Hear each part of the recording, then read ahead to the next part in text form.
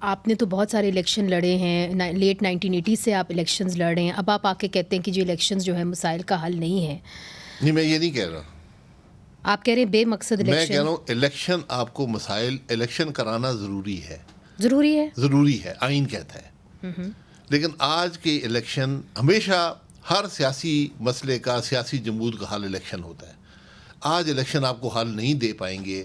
اس کی وجہ یہ ہے کہ پچھلے 3 سال کا صرف عرصہ لے لیں، ہر سیاسی جماعت اقتدار میں رہ چکی ہے. کیا وہ حالات بہتر کر سکیں ہیں؟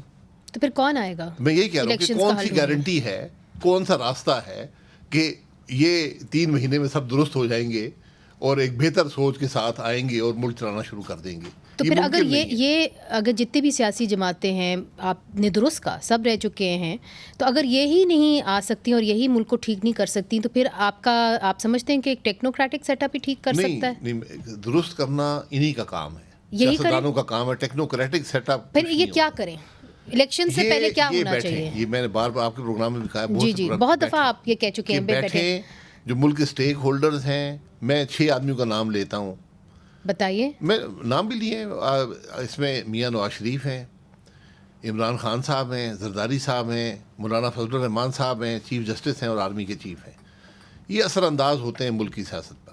وہ اپنے عہد کی خلاف ورزی نہیں کریں گے آرمی چیف صاحب یا چیف جسٹس صاحب کے جو جب سیاست میں وہ حصہ لیں گے؟ نہیں، کوئی آئین میں لکھا ہوا ہے کہ اکٹھے نہیں بیٹھ سکتے ملک کے معاملات میں. مگر وہ حلف تو لیتے ہیں کہ ہم سیاست میں مداخلت نہیں کریں گے. لیں، لیکن آپ ڈسکشن تو کر سکتے ہیں نا، کیونکہ جو کچھ فوج کرتی ہے ملک کی سیاست پر اثر انداز ہوتی ہے، جو کچھ جوڈیشری کرتی ہے ملک کی سیاست پر اثر انداز ہوتی ہے.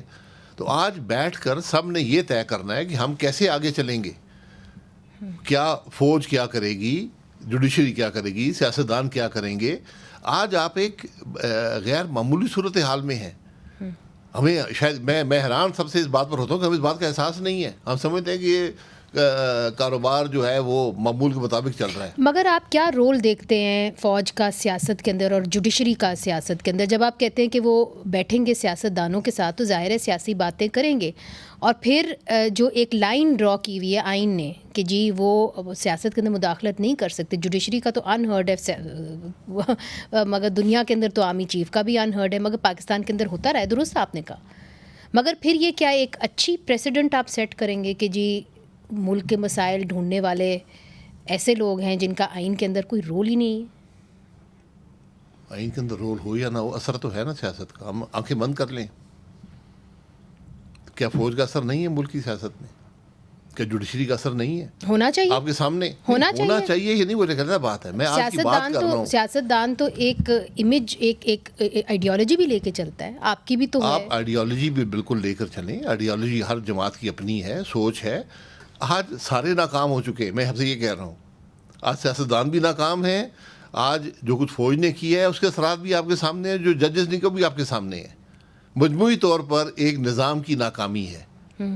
آج بیٹھ کر اس نظام کے اندر راستہ ڈھونڈیں کہ ہم سب مل کر ملک کے حالات کو کیسے درست کریں گے. کسی ایک کے بس کی بات نہیں. اور آپ کو لگتا ہے کہ جو فوج ہے وہ کہے گی کہ ہم جی آپ کو جو اسپیس آپ نے سیٹ کی ہم پیچھے ہٹ جاتے ہیں؟ جی بالکل. اگر اسپیس سیڈ کرنی پڑے گی، وہ اس پہ مان جائیں گے. اسپیس سیڈ کرنی پڑے گی. سیاستدانوں کو بھی ذمہ داری سے کام کرنا پڑے گا. یہاں بھی ہمارا بھی گھر درست نہیں ہے. ہمیں بھی ذمہ دار ہونے کا ثبوت دینا پڑے گا کہ ہم ملک کے معاملات کو حل کر سکتے ہیں، چلا سکتے ہیں. ججز کو بھی یہ سوچنا پڑے گا کہ ہم جو فیصلے کرتے ہیں ان کا ملک پر کیا اثر ہوتا ہے.